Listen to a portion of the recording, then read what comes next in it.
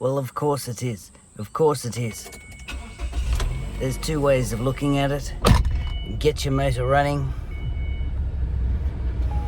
Head out on the highway. I've actually forgotten what the third thing was. Hang on a minute. Another memory failure. Yeah. Born to be Jesus. It just could have only been the only other thing. Born to be Jesus. Was. It sure did. Sounds a bit like that. Viewers, welcome back and thanks very much for joining me. We're going to the actual place. We are going to the actual place. Going to the actual place where someone once spat on Johnny Rotten. Yes, we are. It's true. We are. We're on our way. The year was 1987. Punk rock was starting to fade out in favour of this prog rock. Yes, prog rock was taking over. One last bastion of independent music was the East Leagues Club. Yes, here we are in East's area, in the catchment zone. Of course we are. Look at everybody acting Jesus-y. Yes. East Leagues Club, 1987. Everyone in town just about turned up. It was one of the most popular gigs of the year. Of course, back in those times, the Leagues Club house was nothing more than a tin shed. And some galvanised iron sheeting, a few roller doors. Some of that chicken wire was put up in front of the stage, but somehow it had been taken down at this night, and the young John Lydon was his name back in those days, formerly known as Johnny Rotten, was touring with the band Public Image Limited. It was a sellout show. Everybody in town was there. It was only like about $7 for a ticket.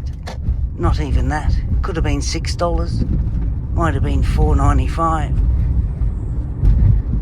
I could afford it as a student working at the Red Rooster restaurant in Beenleigh at the time as the customer service guy. Anyway, we rocked up there. It was a dark night. There wasn't even...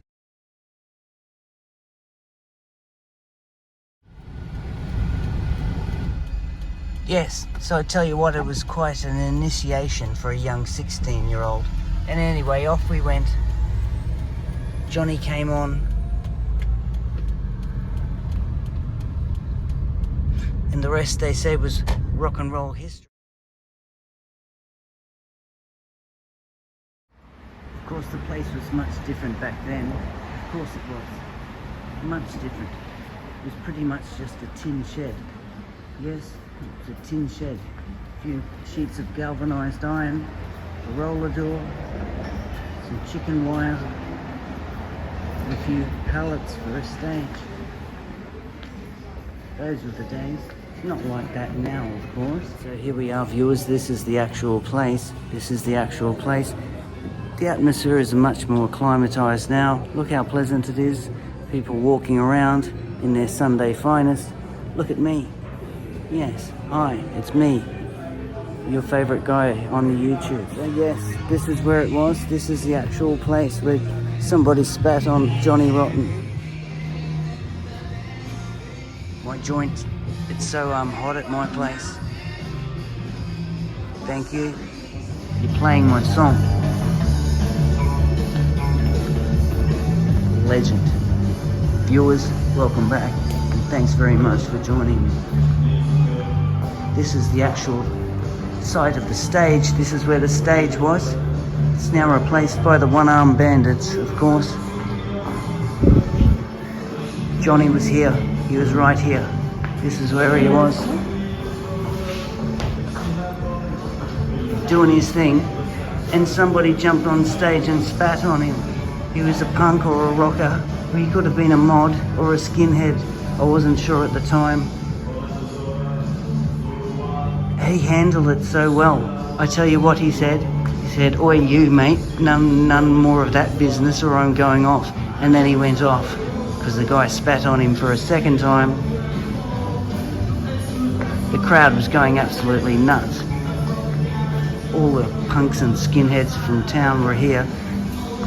And look at me, I was just going, holy smokes, somebody's just spatting on Johnny Rotten, the king of punk rock. And he came back on stage and said, "Fuck you, I'm on with the show." And he did it. The whole thing from start to finish. And then he packed up and went home. Everybody had a great time. And there was a write-up in the newspaper the following day. True story. True story. The home of Brisbane rock and roll. And now look at it. We've got a mega screen TV. What happened to the music?